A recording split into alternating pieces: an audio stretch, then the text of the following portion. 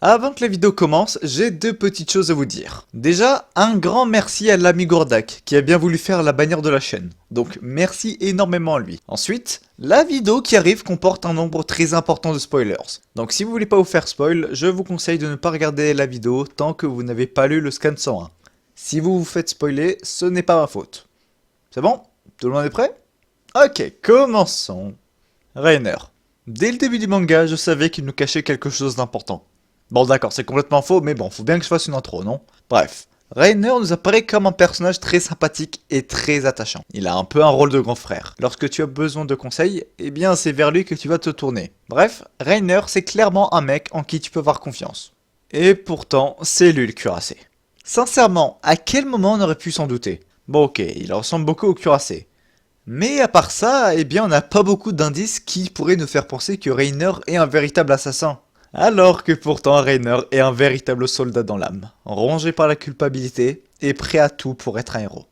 Bonjour à tous, aujourd'hui nous allons parler de l'histoire presque complète de Reiner Braun, le soldat Mar. Enfin, soldat Mar, mais il est à l'origine fils d'une mère eldienne et d'un père Mar. C'est justement à cause de ses origines que Reiner passait une enfance difficile. Car oui, il était interdit pour un Mar de se marier avec un eldien, et encore plus interdit d'avoir un enfant.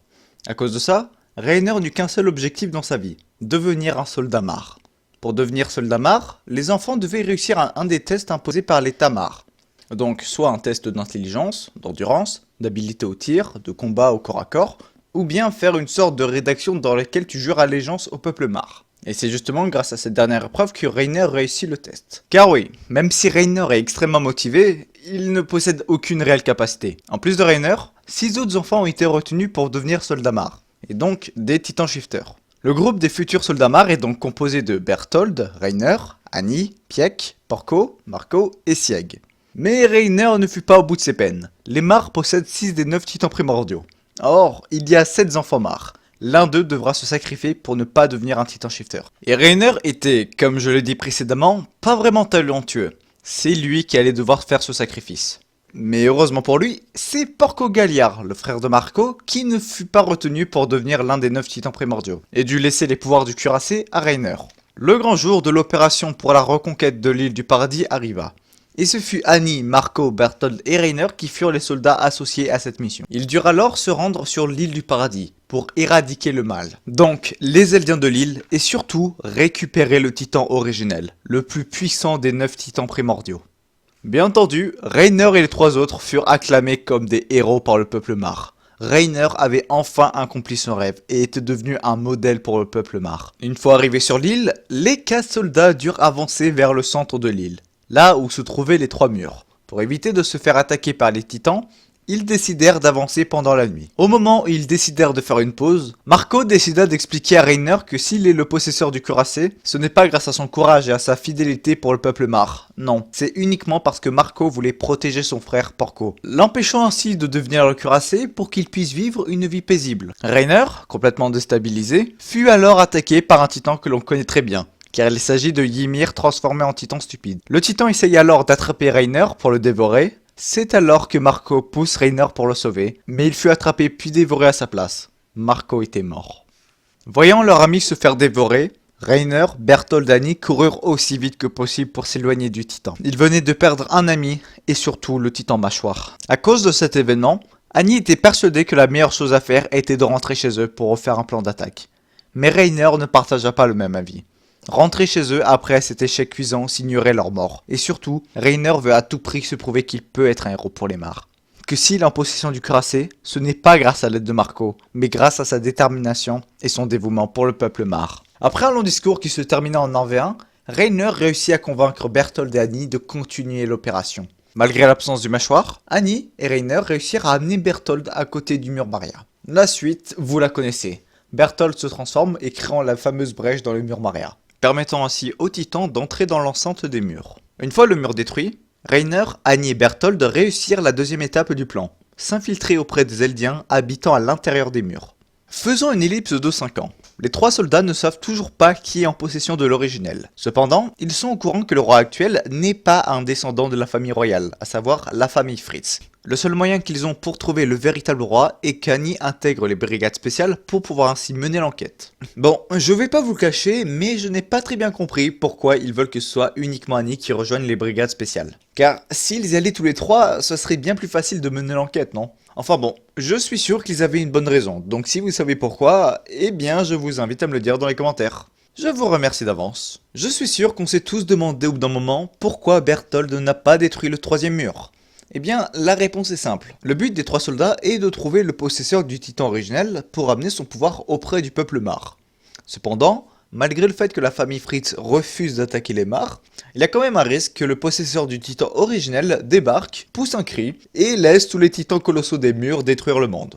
La saison 1 nous raconte justement comment ils ont réussi à devenir des soldats eldiens. Malgré le fait qu'ils arrivent dans les 10 premiers de leur classe, pour se tenir au plan, Reiner et Berthold décidèrent de rejoindre le bataillon d'exploration, et Annie rejoignit donc les brigades spéciales. Comme je l'ai dit au début de la vidéo, Reiner s'est très bien intégré au groupe. Il est un peu comme un grand frère, sauf qu'en parallèle avec sa vie de gentil soldat eldien, eh bien il mène l'enquête pour trouver l'identité du possesseur de l'originel. Sauf qu'en 5 ans, eh bien ils ont récolté que quelques informations à propos de l'ancienne famille Fritz. Si jamais ils voulaient récolter des informations, ils étaient obligés de refaire ce qu'ils avaient fait il y a 5 ans, détruire un mur. Bon, oui, je sais que normalement, ils ne voulaient surtout pas continuer à détruire les murs, de peur à se faire attaquer par l'originel, et ainsi condamner le monde.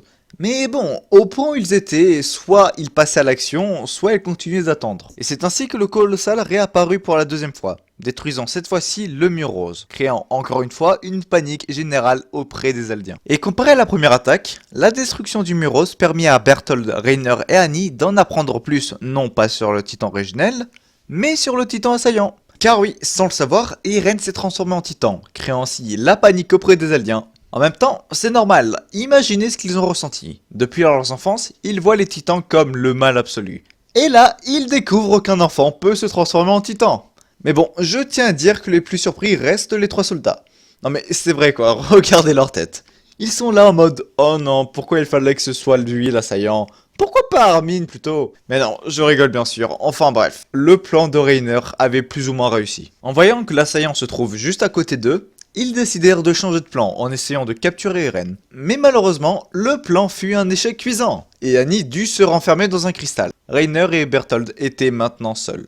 Passons au début de la saison 2. Après s'être fait attaquer par un groupe de titans dans l'enceinte des murs roses, le groupe de protagonistes, dont Reiner et Berthold faisaient partie, durent se réfugier dans une vieille forteresse. Mais qui aurait pu faire un trou dans le mur rose si ce n'était pas eux? Eh bien, c'est à ce moment-là qu'ils virent le titan bestial et comprirent que les Mar avaient décidé de faire une nouvelle opération. Ce moment du manga est super intéressant. Déjà, on voit pour la première fois le bestial, qui est, je vous rappelle, en possession de Sieg, et putain qu'est-ce que j'adore Sieg. Ensuite, on apprend que le titan qui avait dévoré Marcel était en fait Ymir. Bon, à ce moment-là, on savait pas encore que Marcel était un shifter, etc., tous les trucs bizarres, mais c'est pas grave. Mais pour moi, le moment le plus intéressant sont les réactions de Reiner et Berthold.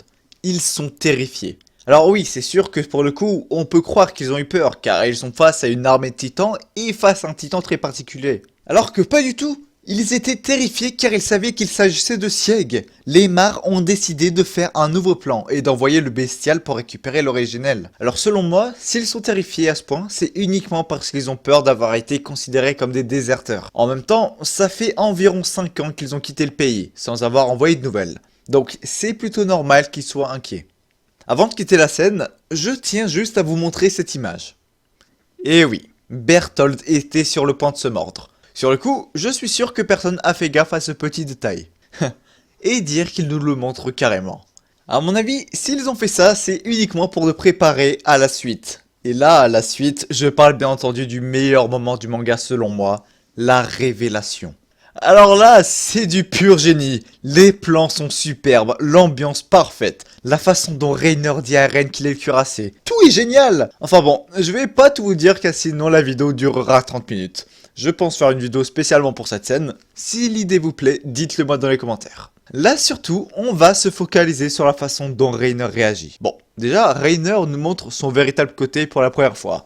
à savoir un guerrier dévoué pour son pays. Mais surtout tourmenté. Et oui, on va pas se le cacher, Reiner souffre de pas mal de problèmes mentaux, notamment à cause de la mort de Marco. Bon après, on a la fameuse transformation de Reiner et Berthold en cuirassé et colossal. Je vais pas vous le cacher, à ce moment précis, j'ai eu un orgasme visuel. Sauf pour Berthold, qui est devenu un monstre dégueulasse de CGI. Mais bref, pas grave. Donc Reiner et Berthold kidnappent Eren et Ymir pour pouvoir ainsi rentrer chez eux, tout en ramenant le pouvoir du titan assaillant et de la mâchoire. Sauf que bon, à l'origine, le mâchoire était déjà en leur possession. Mais surprise, alors que le bataillon d'exploration a plus ou moins réussi à sauver Eren, oui, je dis plus ou moins, car oui, vu le nombre de figurants morts, eh bien c'est pas une véritable réussite.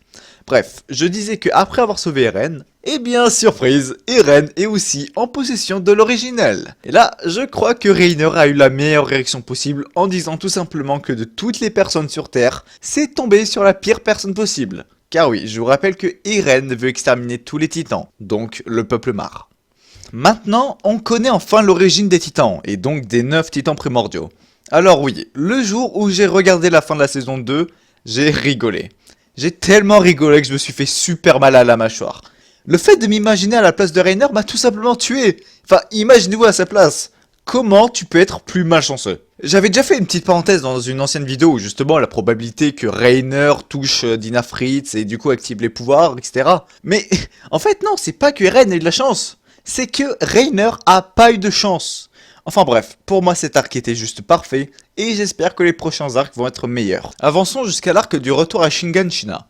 Reiner et Berthold auraient été aperçus sur le mur rose. Le bataillon lance alors une énorme opération qui consiste à reboucher le trou dans la porte du mur rose, trouver le secret qui se trouve sous le sous-sol de la maison d'Eren, parce que oui, c'est quand même important ça, et surtout éliminer le cuirassé et le colossal, qui sont, je vous rappelle, les deux plus grandes menaces. Une fois l'opération commencée, le bataillon comprit trop tard qu'il s'agissait en fait d'un piège, et tout d'un coup, Reiner, Pieck et Sieg, accompagnés d'un groupe de titans contrôlés par ce dernier, apparurent. Durant le combat face à Reiner, le bataillon réussit à utiliser leur nouvelle arme sur le cuirassé, les Thunder Spears. Le coup que reçoit le titan est si puissant que Reiner a la tête arrachée en deux. Et c'est alors que Berthold, envoyé dans le champ de bataille grâce à un lancer du bestial, apparut pour faire un ravage. Le combat est intense dans tous les fronts, que ce soit contre le bestial, le colossal ou le cuirassé. Les morts sont nombreux.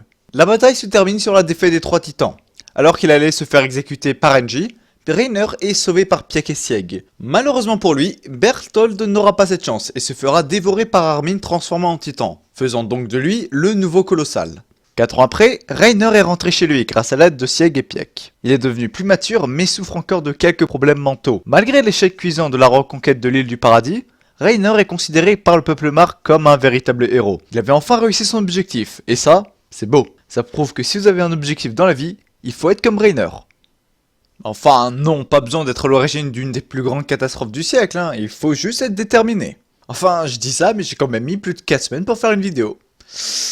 Et je suis vraiment désolé, mais je vous expliquerai sûrement après pourquoi. Je trouve qu'il possède une évolution vraiment particulière. Le fait de le voir passer du statut de héros à ennemi juré, c'est juste génial. J'espère qu'il va encore nous surprendre. Enfin, je dis ça, mais pour le moment, Reiner il est encore coincé sous les décombres. Et on sait pas encore s'il a envie ou non. Bon, même si c'est sûr qu'il a envie parce que c'est impossible qu'il soit mort comme ça alors qu'on est en train d'assister à l'un des meilleurs moments du manga.